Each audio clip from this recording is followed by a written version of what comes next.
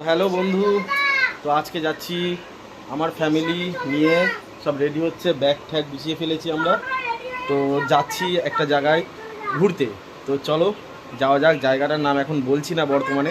তো চলো যাওয়া যাক। আর টোটাল ভিডিওটা দেখবে। টোটাল ভিডিওতে সম্পূর্ণ যতটা চিপ প্রাইজে পারবো আমরা চেষ্টা করব দেখানোর, ঠিক আছে? তো প্লিজ সঙ্গে থেকো আর সাথে থেকো। তো ফাইনালি চলে এসেছি আমরা কালনা স্টেশনে।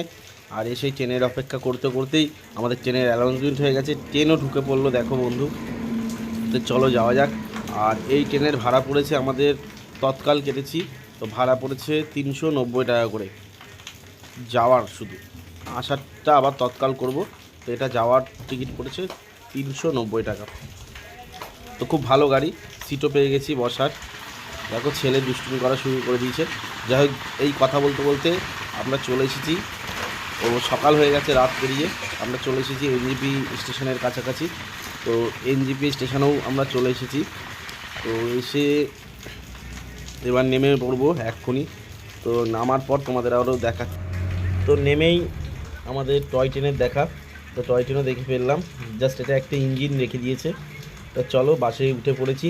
তো বাসের টিকিট খরচা পড়েছে হচ্ছে 105 টাকা করে।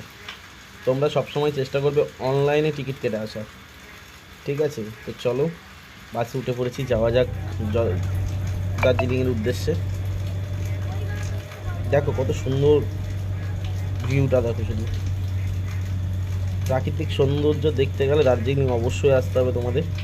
তো আমাদের আসার টিকিটের খরচা পড়লো টোটাল 105 টাকা বাসে, ট্রেনে 390 টাকা। আর এনজিপি থেকে শিলিগুড়ি আসতে খরচা পড়েছে 50 টাকা করে মাথা পিছু।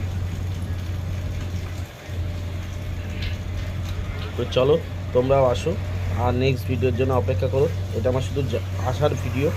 তো টোটাল পুরো সম্পূর্ণ ভিডিও দেবো, কোন হোটেলে থাকি, কত টাকা প্রাইস, সব কিছু।